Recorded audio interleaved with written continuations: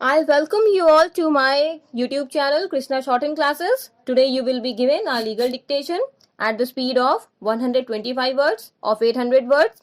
So get ready. 3, 2, 1, start. Under section 20, an agreement is void by reason of mistake when both parties are mistaken as to a matter of fact essential to the agreement. This is further supplemented by the declaration in section 22 that a contract is not voidable merely because it was caused by one of the parties to it being under a mistake as to matter of fact. Thus, where the government sold by auction the right of fishery and the plaintiff offered the highest bid under the impression that the right was sold for 3 years when in fact it was for 1 year only, he could not avoid the agreement because it was his unilateral mistake. As to what is the nature of a unilateral mistake as provided under section 22 of the Contract Act would be best explained by the case of Haji Abdul Rahman versus Bombay and Persia Steam Navigation Company. There, the plaintiffs chartered a steamer which was to sail from Jeddah on 10th August 1892, 15 days after the Hajj. The plaintiffs believed that 10th August 1892 corresponded with the 15th day after the Hajj. The defendant had no such belief and contracted only with respect to the English date 10th August 1892. The plaintiffs subsequently discovered that their belief was mistaken inasmuch as 15 days after Hajj fell on a different day, and on the basis of that they sued the defendants for rectification of the charter party. The court held that it was a unilateral mistake and the plaintiffs were not entitled to any relief. Similarly, where a tenderer, in calculating the price which he wanted to charge, happened by mistake to insert wrong figures and the authority accepted the tender without knowing the mistake, no rectification was allowed. Paragraph change. It should, however, be borne in mind that where the mistake, even if it is of one party, only has the effect of nullifying consent as defined in section 13, no contract will arise. Full stop. There is no real consent where mistake prevents the parties from coming to an agreement upon the same thing in the same sense. For an agreement to be avoided on the basis of unilateral mistake, it must be shown.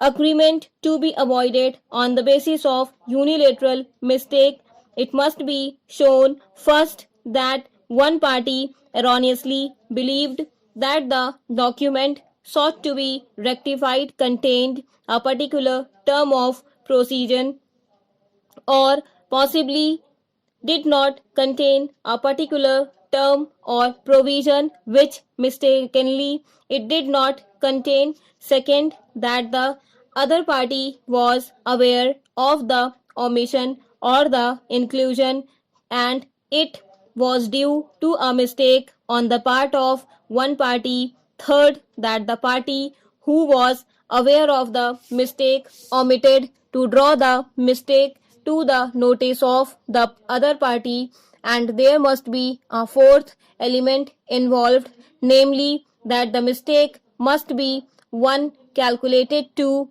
benefit one party.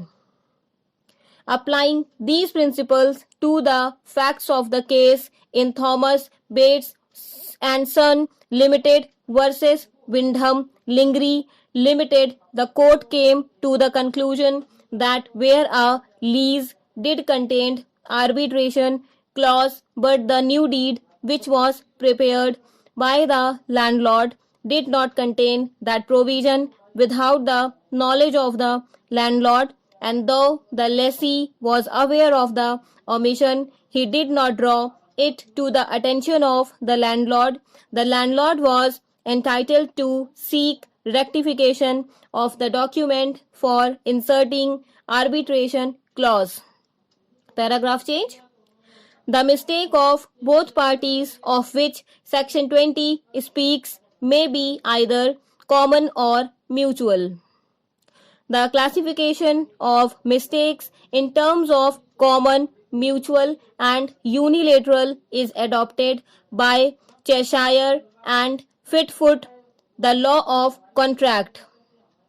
The expression common mistake is thus explained in this learned work. In common mistake, both parties make the same mistake.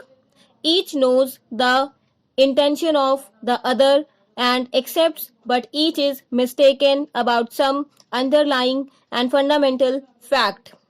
The parties, for example, are unaware that the subject matter of their contract has already perished. Paragraph change. Common mistake will definitely render the agreement void if the parties are mistaken about the existence of the subject matter. This type of mistake occurred in Couture versus Hasty, where the subject matter unknown to the parties was extinct at the time of the agreement. In Strickland versus Turner, payment of annuity upon the life of a person who was already dead. In Pritchard versus Merchants and Tradesmen Mutual Life Assurance Society, where a premium was paid for the revival of a lapsed policy at a time when the assured was already dead. In Golaway as Golaway, where the parties made a separation deed under the mistaken assumption that they were in fact married. Paragraph change. The scope of this kind of mistake as to the validity of the contract has been considerably reduced since the decision of the House of Lords in Bell versus Lever Bros Limited and its interpretation by Denning LJ in Sole versus Butcher. Full stop.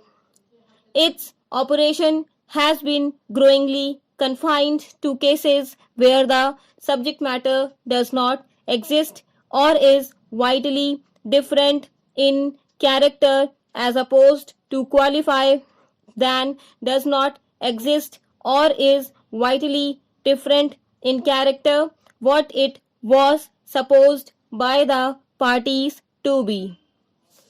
Thank you.